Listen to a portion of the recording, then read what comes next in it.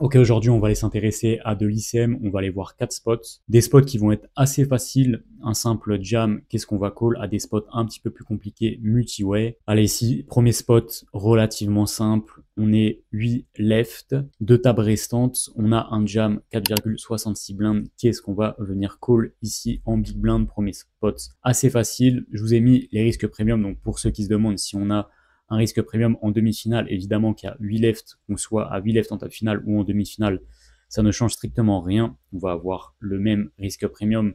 On va tout simplement juste aller regarder les paliers et les stacks sur les autres tables, mais vous pouvez voir ici que on monte bien jusqu'à 17% de risque premium. Donc première question ici, relativement simple. On a un jam du cutoff 4,66 big blind.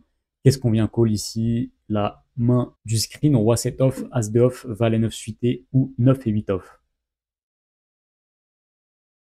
Bon, là, on va pas s'attarder vraiment sur cette question. Les bonnes réponses étaient roi 7 off, as de off et valet 9 suité. La range ressemble à ça. Je pense que malgré tout, il y a quand même des gens ici qui vont call probablement un petit peu trop des mains border. Faut pas oublier que le cutoff a un risque premium, donc il va quand même cut un minimum ses bottoms, et que nous, on a également un petit risque premium contre le cutoff qui s'élevait à 2%. Et je pense voir peut-être un peu trop de call qui va venir de la portion des mains suit ici, des combos off. Ça me choquerait pas de voir call des valets 8 off, des dames 6 off. Ici, on peut se permettre d'être juste un petit peu plus tight. Prochaine question qui va être un petit peu plus intéressante que la première. Ici, on est maintenant en table finale, 5 joueurs restants, et on a le cutoff qui nous fait un 3 quarts stack ici en openant 7,5 bb. J'aimerais juste que vous réfléchissiez un petit peu à est-ce que déjà c'est une bonne chose ici de faire 3 quarts stack, et si ça l'est, comment construire sa range de 2x, de 3 quarts stack et de all-in. Je vous laisse y réfléchir, mettre la vidéo en pause. Alors ici, c'est la range du coup du cutoff. On va essayer de décrire un petit peu quelles vont être les stratégies derrière l'open 2, l'open 3 quarts stack et l'open jam. Bon, déjà, assez souvent, ce qu'on peut voir quand on est short en table finale, c'est assez souvent que on va open de manière polarisée dans l'open de blind. Donc polarisé, c'est quoi? On va juste prendre le haut de la range, les dames plus as-roi suité, et on va open le bas de notre range, évidemment toujours les bons combos d'open vont être en table finale assez souvent les As-X, et là on va aller les chercher dans les As-X off. Dans le 2X, on va prendre aussi du roi 10, du roi valet, mais de manière générale, on va être polarisé. Par contre, là où les gens ont beaucoup plus de mal à aller jouer une stratégie de 2 tiers ou 3 quarts stack et une stratégie de jam, comment on va la construire? Bah, c'est tout simple, on va aussi être polarisé, mais dans une moindre mesure. C'est-à-dire que ici, regardez, on va aller prendre le 3 quarts stack. Donc le 3 quarts stack, ça va être les mains qui vont être en rouge. On va également être polarisé dans le 3 quarts stack. C'est-à-dire que intéressez-vous que aux mains en rouge et en violette. On peut voir que les mains qui vont être 3 quarts stack vont être polarisées. Ici, si on prend la ligne des As-X off, qu'est-ce qu'on va vouloir 3 quarts stack? As-Roi off, As-Dame off, et ensuite le bottom As-8 off. Pareil, on peut regarder dans les combos suit. Ici, on va vraiment aimer open 3 quarts stack, valet 9 suité, 10 et 9 suité, les As-X suit ici. Et par contre, dans le jam, dans l'open jam 10 blind, qu'est-ce qu'on va vouloir open? On va vouloir open tout le milieu de notre range, et notamment les combos suités du milieu, un As-Valet off, un Roi-Dame off. Qu'est-ce que ça va nous permettre ici? En fait, c'est tout simplement que le 3 quarts stack, l'intérêt 3 quarts stack, c'est que si on fait 7,5 blind, on a juste ici, par exemple, le bouton qui rejam, l'ASB qui rejam,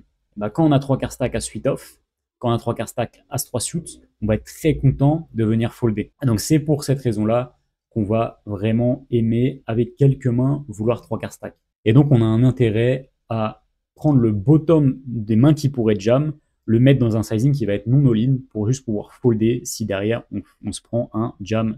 C'est juste pour ça que on va souvent construire 3 sizing d'open quand on est short en table finale avec un 3 quarts stack qui est intéressant. On voit beaucoup, assez souvent, du mi-pot.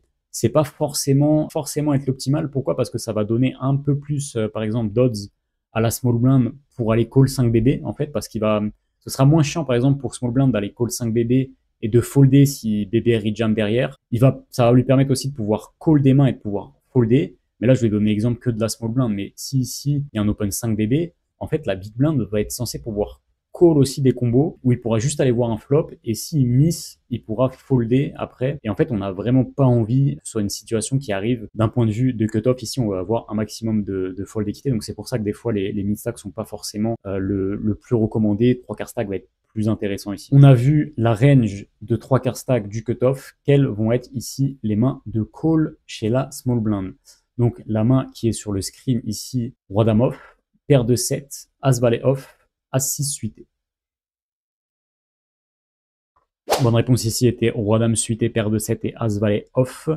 On va voir la range juste tout à l'heure. Mais dans ce spot là, donc le même spot, open jam 3 quarts stack, la small blind call ici. Donc la small blind pour rappel à 30 bb, donc là il lui reste 22.5 blindes. Quelle va être la réaction de Big Blind ici? Je vous laisse deviner quelle va être vraiment sa stratégie. Est-ce que Big Blind va avoir du call? Si oui, quelles vont être les mains qui vont vouloir aimer call? Et quelles vont être les mains tout simplement ici qui vont vouloir jam? C'est un spot qui n'arrive pas tout le temps, mais c'est vraiment intéressant ici d'être assez précis sur la stratégie globale qu'on veut d'un point de vue de BB. Et tout simplement de se rendre compte un petit peu des mains ici qui peuvent tout simplement juste jouer à la place de BB ici. Et donc ça, c'est la réaction du coup de BB ici. On peut voir que les 8 sont en bottom, Ace shoot, Ace jack off. Bon, c'est 30 blindes, 30.57, bref, c'est que du jam ici. On n'a pas réellement d'intérêt de call ici. Pourquoi? Tout simplement parce que derrière, small blind, après le jam de BB, va juste venir folder énormément. Il va pouvoir go ici que les valets. Tout simplement pourquoi? Parce qu'il a un gros risque premium sur la tête, que la range de rejam de BB est assez strong, et que tout simplement ici, quand SB va venir fold, en fait, le cutoff va buster très souvent. Pourquoi? Parce qu'il va se retrouver contre une range qui va être relativement strong de chez Big Blind. Et c'est tout simplement pour ça que ici, BB ne veut jouer que en jam, parce qu'il fait juste folder trop souvent en small blind et juste prétend à voler entre guillemets les 7,5 blindes du call de la small blind. Allez, troisième spot, on repasse sur quelque chose de beaucoup plus simple. Encore une fois, tout simplement un open jam ici de la small blind. BB avec 11,28 blindes, range de call de BB. Je vous ai mis les risques premium ici. Donc BB compte la small blind, ça s'élève à 8,3%. Encore une fois, un quiz As-3 off, 9 et 8 suité, Roi 9 off ou paire de 3. Je vous laisse mettre la vidéo en pause et y réfléchir.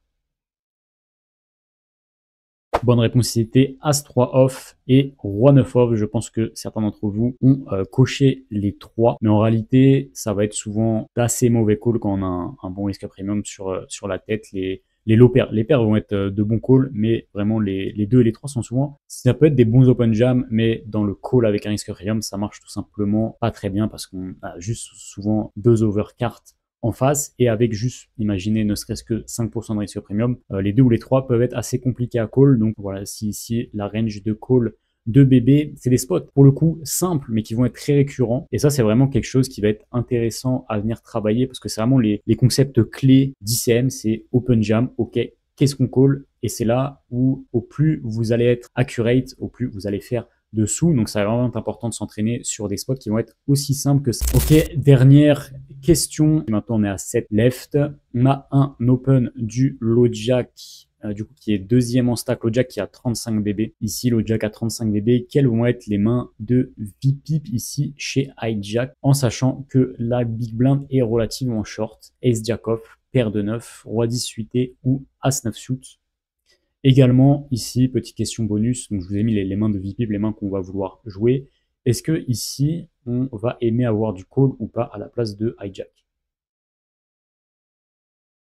Seule main de jeu ici était paire de 9, et est-ce qu'on va vraiment vouloir avoir du call? Pas vraiment, c'est encore quelque chose qu'on retrouve quand on a un gros risque premium contre quelqu'un qui nous couvre. On va pas vraiment aimer de jouer en call. On a quelques mains qui bénéficieraient d'un call, typiquement les valets, S-Jack suit. On peut s'en passer. De manière générale, on va vouloir vraiment venir jouer qu'en 3 bêtes, avec principalement des As, As-Roi suit qui sont joués en 3 bêtes size. Queen off est évidemment un 3 bêtes en bluff, hein, on va venir 3 bêtes fold ici.